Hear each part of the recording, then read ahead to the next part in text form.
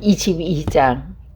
저희 아버지의 형제가 되시는 여러분, 이제 제가 해명해 드리겠으니 잘 들어주시기 바랍니다. 그들은 바울이 히브리 말로 연설하는 것을 듣고는 더 조용해졌습니다. 바울은 말을 계속했습니다. 나는 유대인입니다. 길리기아 지방에서 다소에서 태어났지만 이 도시에서 자랐고 가말리엘의 제자로서 그 밑에서 우리 조상의 율법대로 엄격한 교육을 받았습니다. 나는 오늘 여기 모인 모든 사람들처럼 하늘에 대한 열심이 있었습니다. 나는 예수의 도를 따르는 사람들을 핍박하여 그들을 죽이기까지 했으며 남자든 여자든 가리지 않고 그들을 붙잡아 감옥에 넣었습니다. 대제사장과 모든 장로들이 내 말이 사실이라는 것을 증언해 줄 것입니다. 나는 그들에게서 다마스커스에 있는 형제들에게 보내는 공문서를 받았습니다. 그래서 나는 그곳에 있는 신자들을 붙잡아 예루살렘으로 데려가서 벌을 받게 하려고 다마스커스로 떠났습니다. 정오쯤 돼서 내가 다마스커스에 가까이 이르렀을 때에 갑자기 하늘로부터 밝은 빛이 나를 들러 비췄습니다. 나는 땅에 엎드려졌고 사울아 사울아 어찌하여 나를 핍박하느냐 라는 소리를 들었습니다. 내가 주님 당신은 누구십니까? 라고 물었더니 그분이 내게 나는 내가 박해하는 나사렛 예수다 라고 대답하셨습니다. 나와 함께 사람들은 그 빛은 보았으나 나에게 말씀하시는 분의 음성은 듣지 못했습니다. 나는 주님 제가 어떻게 하면 되겠습니까? 라고 물었습니다. 그때 주님께서는 일어나 다마스커스로 가거라. 거기 가면 내가 할 일이 모두 일러줄 사람이 있을 것이다 라고 대답하셨습니다.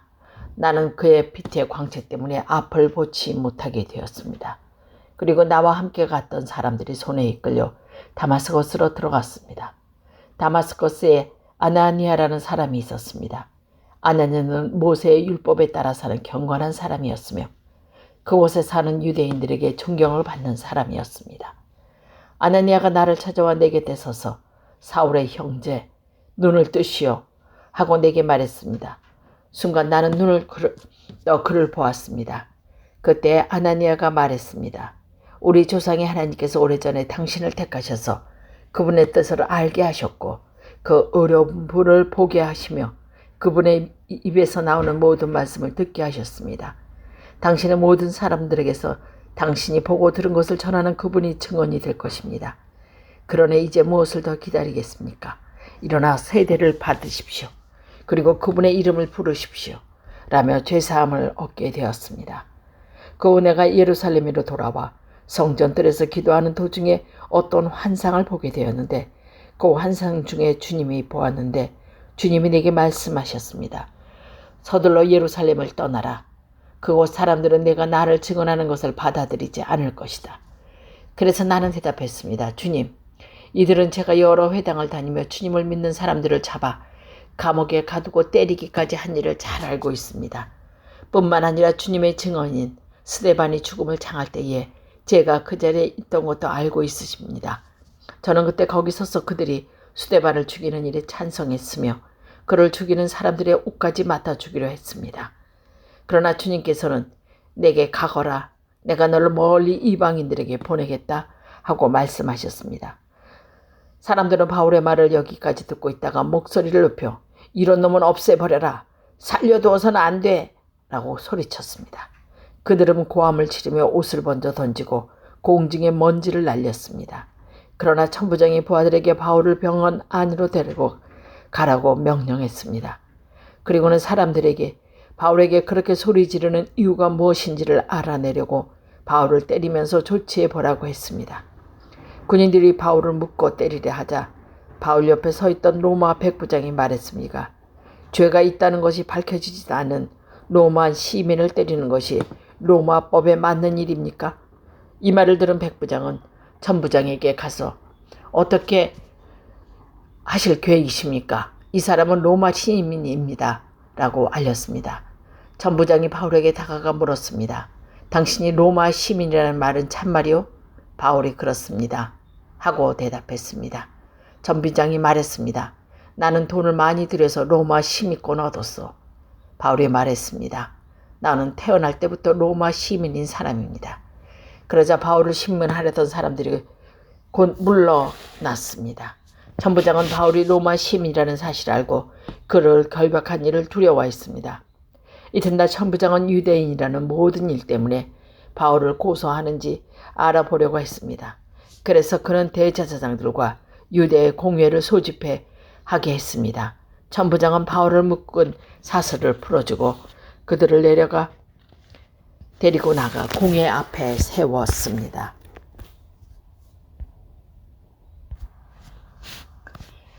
23장. 바울이 유대 공회를 똑바로 쳐다보며 말했습니다. 형제 여러분, 나는 이날까지 하나님 앞에서 선한 양심을 가지고 살아왔습니다. 이수건 대제사장 아나니아가 바울 가까이 서 있는 사람들에게 바울의 일을 치라고 명령했습니다. 그러자 바울이 아나니아에게 말했습니다. 하나님께서 당신을 치실 것이요. 당신은 겉만 하얗게 회칠한 벽과 같소. 당신은 율법대로 나를 재판한다고 거기에 앉아 있으면서 어떻게 스스로를 율법을 어겨가며 나를 치라고 말할 수 있어. 바울 가까이 서 있던 사람들이 바울에게 말했습니다. 당신이 하나님의 대사장을 감히 욕할 수 있어? 바울이 대답했습니다. 형제 여러분,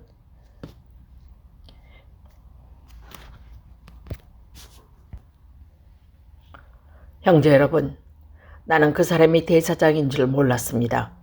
성경에서 이르기를 내 백성의 지도자를 욕하지 말라고 하였습니다. 바울은 공회에 모인 사람 가운데 일부는 사두개파 사람이었고 일부는 바리새파 사람이라는 것을 알고는 큰 소리로 말했습니다. 형제 여러분, 나는 바리새파 사람이며 바리새파 사람의 아들입니다. 나는 지금 죽은 사람이 부활하는 것이라는 소망 때문에 재판을 받고 있습니다. 바울이 이렇게 말하자 바리새파 사람들과 사두개파 사람들 사이에 다툼이 일어나 공회 의원들이 나눠졌습니다.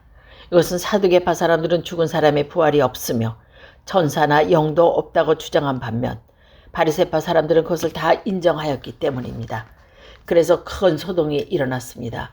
바리새파 사람 중에서 율법학자 몇 사람이 일어나 우리는 이 사람에게서 아무런 잘못을 찾을 수 없습니다. 어쩌면 천사나 영이 이 사람을 지키고 말하는 것인지 모릅니다. 라고 바울을 두드렸습니다. 다툼이 점점 심해지자 천부장은 유대인들 때문에 바울의 몸이 찢겨지지 않을까 걱정되었습니다. 천부장은 군인들에게 내려가서 강제로라도 바울을 군중들을 손에서 빼어 병영으로 데려가라고 명령했습니다. 그날 밤 주님께서 바울 곁에 서서 말씀하셨습니다. 용기를 내어라. 내가 예루살렘에서 나를 증언한 것 같이 로마에서도 나를 증언하여야 한다. 이튿날 아침 유대인들은 바울을 죽일 음모를 꾸몄습니다. 그들은 바울을 죽이기 전에는 아무것도 먹지 않고 마시지도 않겠다고 맹세했습니다. 이러한 음모에 가담한 사람들은 40명이 넘었습니다. 그들이 대제사장과 장로들에게 가서 말했습니다. 우리는 바울을 죽이기 전에는 아무것도 입에 대지 않겠습니다. 라고 맹세했습니다. 그러니 이제 여러분이 공회에서 천부장에 가서 바울이 할 일을 대해 좀 더 자세히 고문할 것이 있으니 바울을 내어달라고 부탁했습니다. 그러던 우리는 기다리고 있다가 바울이 이리로 오는 길에 그를 없애버리겠습니다. 준비는 이미 다 되어 있습니다. 그러자 바울의 조카가 이 음모를 듣고 병영으로 찾아가서 바울에게 그 사실을 알려주었습니다. 그리고 바울이 백부장 한 명을 불러 젊은이를 천부장에게 데려가 주십시오. 천부장에게 전할 말씀이 있습니다. 라고 말했습니다. 백부장이 바울의 조카를 데리고 천부장으로 가서 말했습니다. 바울인 제수가 저를 불러 그 젊은이를 천부장님께 데려가 달라고 부탁해서 데려왔습니다. 천부장님께 드린 말씀이 있답니다. 천부장이 젊은이를 손을 잡고 아무도 없는 곳으로 데려가 물었습니다. 내가 전할 말이 무엇이냐? 젊은이가 말했습니다. 유대인들이 천부장께서 바울을 심판할 것이 더 있다는 구실을 대면서 내일 바울을 그들의 공회로 끌어내려달라고 천부장에게 청하기로 결정했답니다. 그러나 그들의 말을 듣지 마십시오. 40명이나 더 되는 사람들이 숨어서 바울을 기다리고 있습니다. 그들은 바울을 죽이기 전에는 아무것도 먹지 않고 마시지도 않겠다고 맹세까지 했습니다. 그들은 지금 준비를 다 해놓고 천부장의 승낙만을 기다리고 있습니다. 천부장이 정민이를 돌려보내면서 내가 이 내용을 내게 알렸다고 아무에게도 말하지 말라 하고 단단히 주의를 주었습니다. 천부장이 백부장 2명을 불러 다음과 같이 명령했습니다. 병사 200명과 기병대 70명과 창을 쓰는 병사 200명을 무자시켜 오늘 밤 9시에 가이사로 떠날 준비를 갖추게 하여라. 또 바울을 총독 벨레스에게 안전하게 호송할 수 있도록 그를 태울 짐승도 준비해 두도록 하여라. 그리고 천부장은 이러한 내용의 편지를 썼습니다. 크라우디우스 루시아가 총독 벨리스 가카에게 문안드립니다. 이 사람은 유대인들에게 잡혀 살해당할 뻔한 사람입니다. 그런데 저는 이 사람이 로마 시민이라는 것을 알고 제 병사들을 데리고 가서 그를 구했습니다. 저는 유대인들이 무슨 일로 이 사람을 고소하는지 알고 싶어 그들의 공회에 이 사람을 데려갔습니다.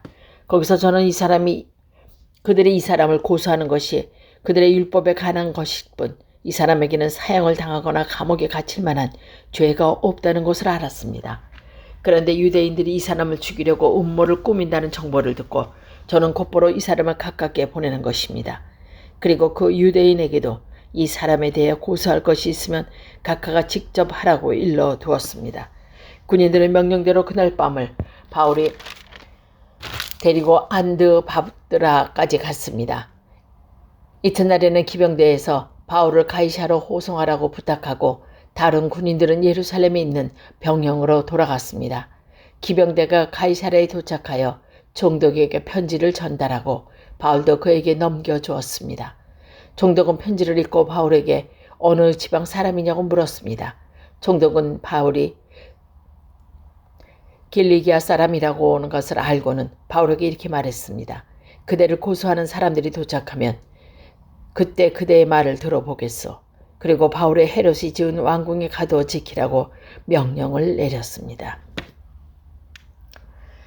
24장 5일 뒤에 제사장 아나니아가 장로들 몇 사람과 더둘로라고 하는 법률가를 데리고 가이사랴에 왔습니다. 그들이 온 것은 총독에게서 바울을 고소하기 위해서였습니다. 바울을 안으로 불러들이자 더둘로가 고소하기 시작했습니다. 벨리스 가카, 우리는 가카 덕분에 오랫동안 평화를 누려왔으며 가카의 지혜로운 일처리로 우리나라의 잘못된 일들은 많이 고쳐졌습니다. 우리는 언제 어디서나 이 모든 일이 가카의 공로 때문인 것으로 인정하여 가카께 감사합니다. 이제 더 이상 가깝게 폐기되지 않게 간단히 말씀드리겠습니다. 저희 말을 들어주시길 바랍니다. 우리는 이 사람이 온 세계에 유대인들을 선동하고 문제를 일으키는 사람인 것을 알게 되었습니다. 이 사람은 나사렛 이단의 두목입니다.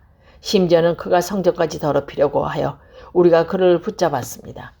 총독 각하께서 이 사람을 직접 신문해 보십시오. 우리가 그를 고소하고 이유를 알 수 있을 것입니다. 다른 유대인들도 가세하면서 그의 말이 모두 사실이라고 주장했습니다. 총독이 바울에게 말하라고 몸짓하자 바울이 대답했습니다. 각하께서 수년 동안 이 민족의 재판장이 되신 것을 제가 알고 있습니다. 그래서 저와 관련된 일을 가깝게 변명하게 된 것을 기쁘게 생각합니다. 제가 예루살렘에 예배드리러 올라간 것이 12일밖에 되지 않았습니다.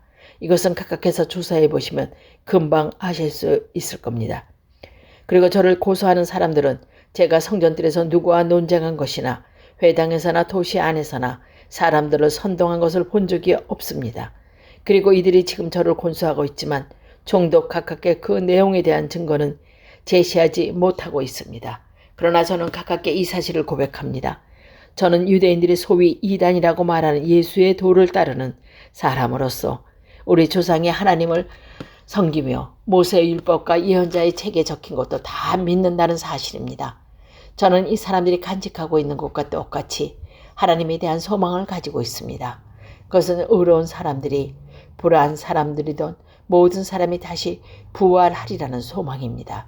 그래서 저는 언제나 하나님과 사람들 앞에서 저의 깨끗한 양심을 간직하려고 힘쓰고 있습니다. 저는 여러 해 동안 예루살렘을 떠나 있다가 저희 민족에게 구제금을 전하고 하나님께 예물을 바치려고 예루살렘에 다시 돌아왔습니다.